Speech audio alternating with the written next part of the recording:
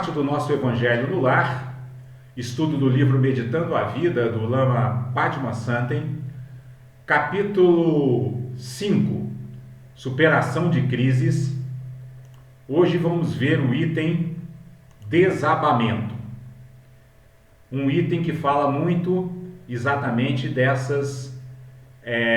desses momentos que permeiam a nossa vida e que se manifestam em determinadas épocas como a dissolução de determinadas estruturas que às vezes a gente constrói, sejam estruturas internas, sejam estruturas externas, e que por força da impermanência essas estruturas acabam se dissolvendo ou, como diz o Lama aqui, desabando, né? Então o tema de hoje, desabamento, o Lama diz o seguinte: a cada 10 anos, mais ou menos, nos defrontamos com determinadas perguntas. Quem sou? Onde estou? Para onde devo ir? De tempos em tempos, nosso mundo desaba e não sabemos o que fazer. Temos a sensação de que morremos. O universo desabou. Ainda assim, após um tempo, ressurgimos naturalmente. Saímos do buraco e dizemos: certo, agora sou mais experiente, mais esperto, aprendi. Então aqui o Lama está dando uma descrição desse processo que acontece conosco ao longo de toda a nossa vida, né? Por quê? A gente nasce ali, né? A gente entra no mundo material através do nascimento, com um corpo pequenininho, um corpo de bebê, e esse corpo de bebê é interessante porque como ele se desenvolve muito rapidamente, né? O bebê ele é como se fosse a expressão da nossa vida mais acelerada, né? Porque a impermanência dele, ela se manifesta de forma muito mais evidente, né? De um mês para o outro as roupas dele já não cabem mais, né? Ele cresce assim muito, muito rapidamente, né? De um mês para o outro a gente vê no bebê o desenvolvimento evidente de determinadas habilidades, né? Chega num determinado momento ali, depois de alguns meses ele engatinha, dali a mais alguns meses ele anda, dali a mais alguns meses ele começa a falar. Então quando a gente nasce, nós já estamos passando por um verdadeiro treinamento da impermanência, treinamento intenso, né? Um intensivo de impermanência, né? Porque as nossas próprias células, né?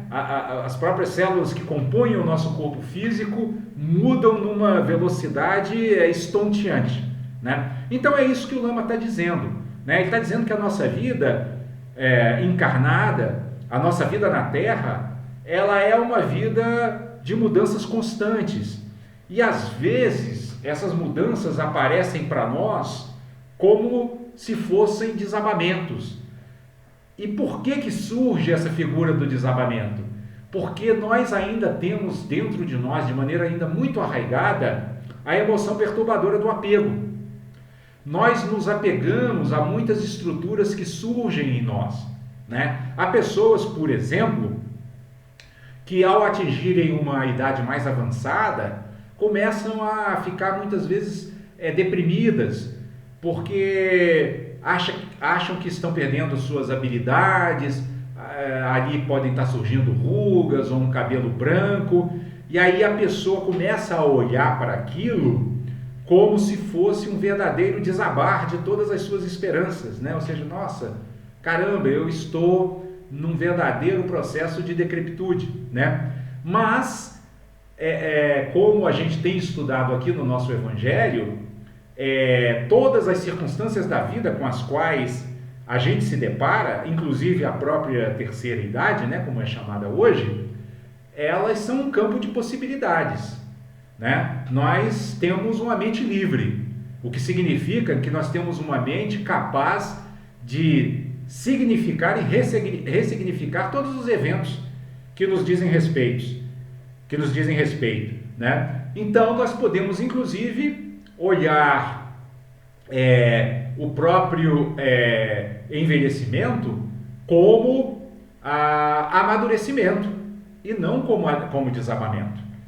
No Oriente, por exemplo, onde a visão de mundo ela é bastante diferente da nossa, veja, por exemplo, o Japão, a própria China também, muitos outros países do Oriente, se valoriza muito as pessoas de mais idade, porque elas são o repositório da sabedoria, né? Elas acumularam experiência, elas já percorreram o caminho, já acertaram, já erraram, então elas são pessoas valiosas para o tecido social, porque elas podem evitar que as pessoas cometam erros que eles já verificaram como que podem ser evitados. Então lá eles não são chamados de velhos, lá eles são chamados de anciãos.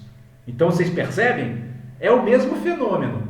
Se a gente pegar envelhecimento, né, é o fenômeno do envelhecimento, né, é o fenômeno, se quiserem, né, usar uma palavra mais forte, da decrepitude, mas visto de uma maneira completamente diferente. Quando o fenômeno é visto de uma maneira diferente, ele se torna outro fenômeno. Por quê?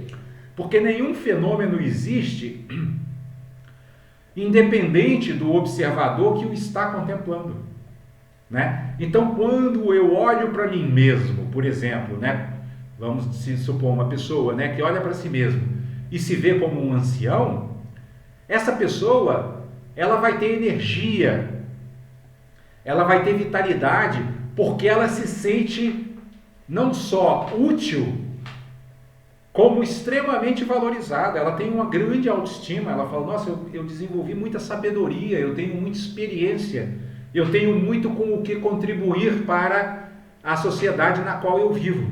Então, a pessoa que olha para si mesmo como ancião, ela gerou um fenômeno positivo. O fenômeno é positivo. A sua energia se movimenta positivamente. A sua energia está para cima, né? Eu creio que todos nós já tivemos oportunidade de ver pessoas assim, com 70, 80, né?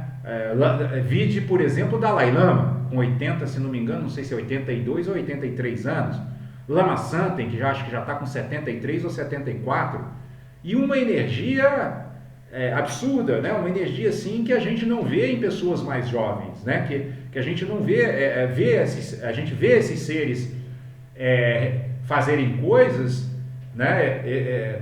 Que muitas vezes pessoas mais jovens talvez não conseguissem fazer, né? Como ficar, por exemplo, dando ensinamentos horas a fio ali numa mesma posição, com uma energia de bom humor, de alegria, de ânimo, que não demonstra cansaço em momento algum. Então é importante que a gente também se lembre disso, pessoal. Nós somos livres, somos nós que determinamos a qualidade e a própria existência dos fenômenos com os quais nós nos deparamos. E nesse caso do exemplo que nós demos, vejam vocês que a pessoa que olha para si mesmo como ancião, sua energia sobe, sua energia se eleva, né? Sua energia se intensifica, né? Sua alegria se multiplica. E a pessoa que olha para si mesmo como uma pessoa envelhecida, sua energia se deprime, seu corpo se enfraquece.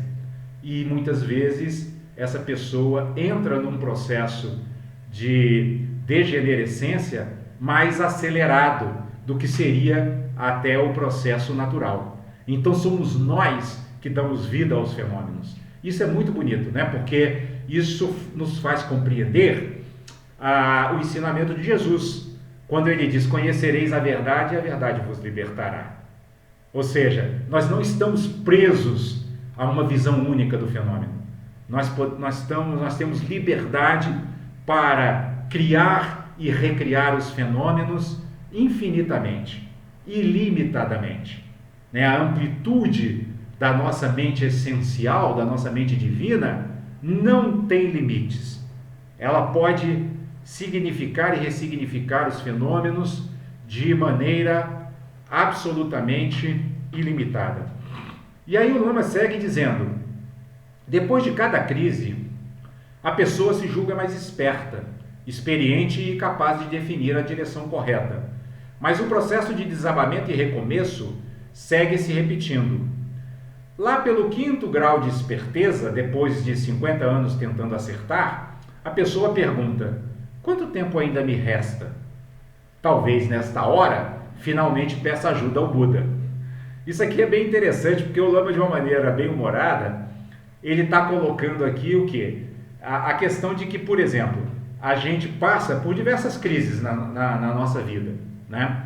E muitas vezes, por exemplo, vamos pegar aqui o exemplo da crise conjugal, né? Separação. As pessoas se casam, vivem bem por algum tempo, aí num determinado momento aquele relacionamento entra em crise e as pessoas se separam. Aí o que acontece com muita frequência é que as pessoas falam: não, mas agora eu percebi que não, né, o que não deu certo, agora eu estou mais esperto, agora eu estou mais hábil, agora eu estou mais inteligente, não vou mais cair nesse buraco. Só que a tendência é de nós fazermos essa avaliação olhando para o mundo externo e atribuindo a responsabilidade dos problemas a outra pessoa, né? Então a gente tende a pensar assim, né? Não, agora eu fiquei mais esperto, agora eu vou saber escolher, né? Escolher melhor. E não olhamos para dentro de nós, para ver qual foi a nossa parcela de contribuição para que aquele relacionamento não desse certo. Porque se nós olhássemos dessa forma, para dentro de nós mesmos, nós perceberíamos que, primeiro, num relacionamento não há apenas uma pessoa, há duas. Então, se não deu certo, é porque os dois, de alguma maneira, contribuíram, né, com as suas limitações para que aquilo não desse certo, né?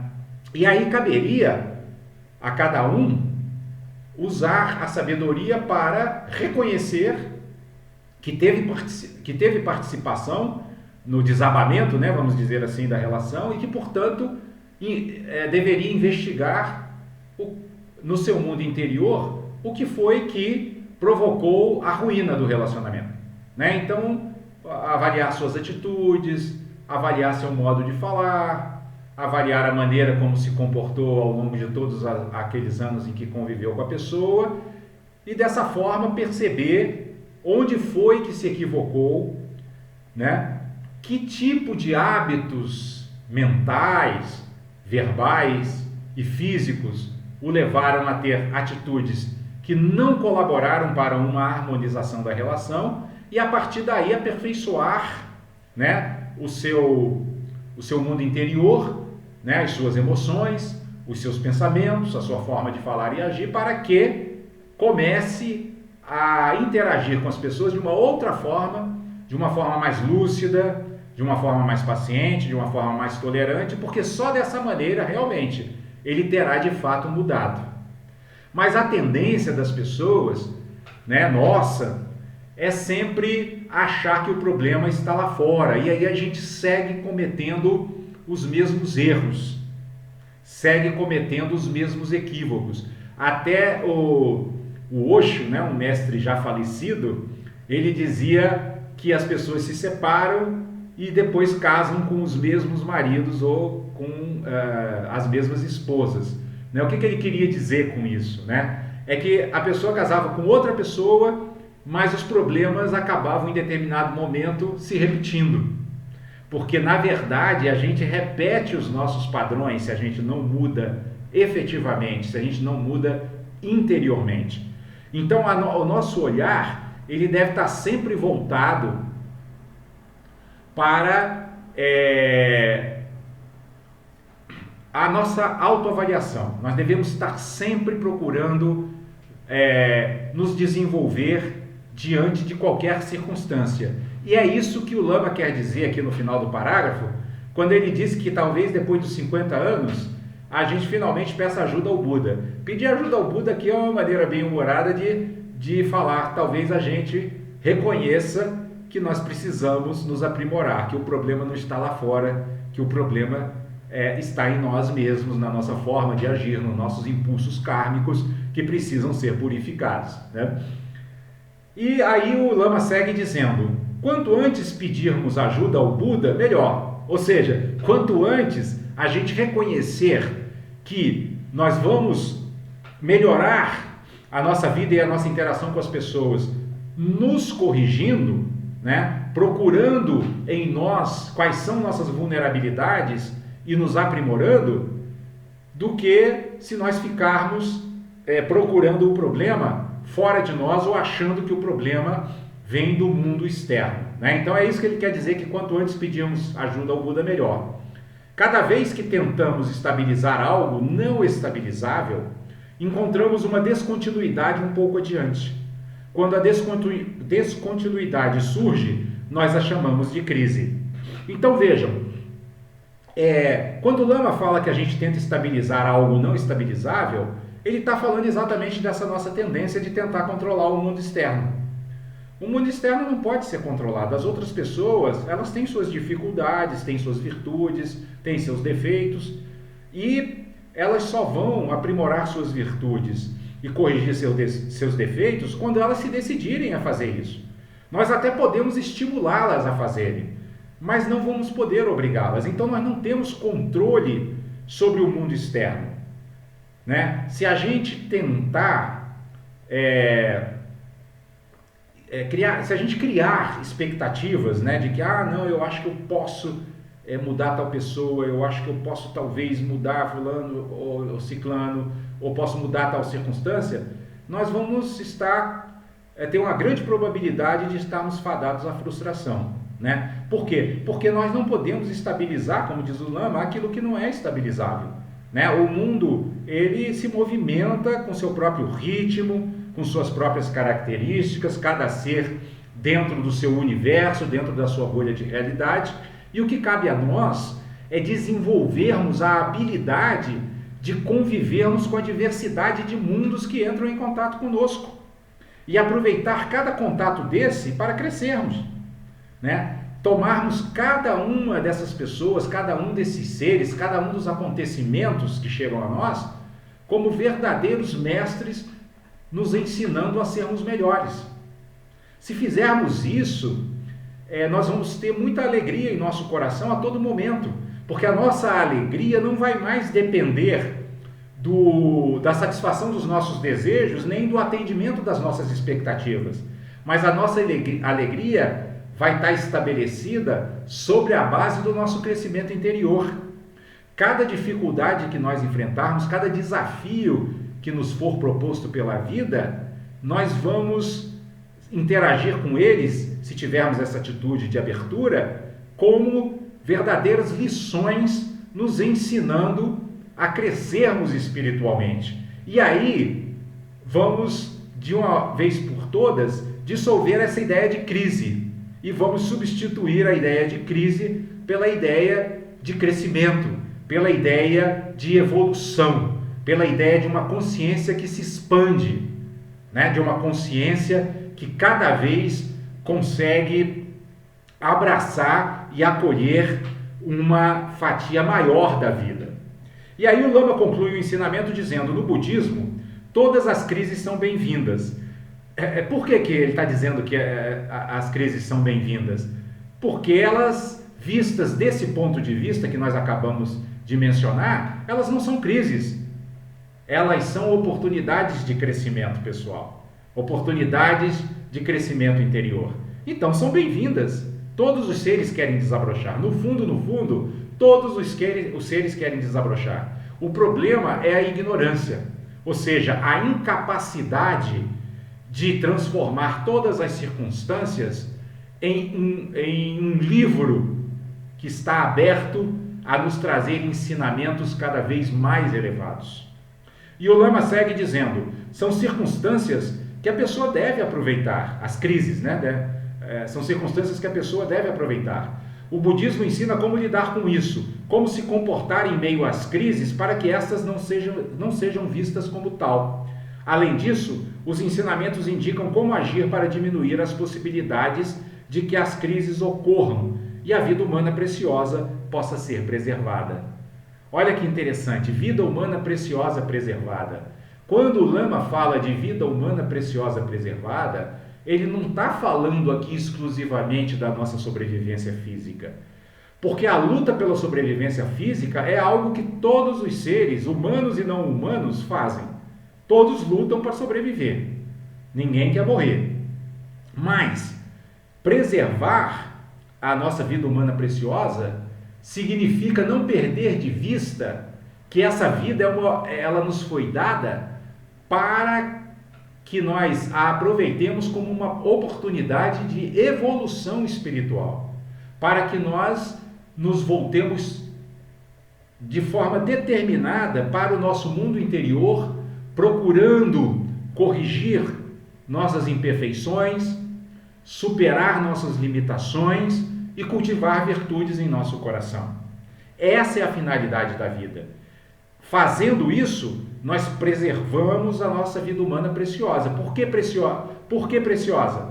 Porque ela passa a ter valor, né? E esse valor é aquele valor a que Jesus se refere quando fala dos tesouros que as traças não roem e a ferrugem não come. Por quê? Porque esse tesouro de virtudes interiores nós levamos para todos os nossos próximos renascimentos e para as nossas vivências no mundo sutil, no mundo invisível. Então, preservar a vida humana preciosa, resumindo aqui o que diz o ensinamento, é aprendermos a transformar crises em aprendizado, porque as crises nada mais são do que a voz silenciosa da vida nos dizendo que nós precisamos mudar, que algo em nós já está pronto para amadurecer e que nós, portanto, devemos prestar atenção a esse fruto, que nós devemos regar esse fruto, cultivar esse fruto, para que lá na frente ele se constitua num crescimento interior que transforme a nossa vida em algo mais suave, em algo mais terno, em algo mais doce.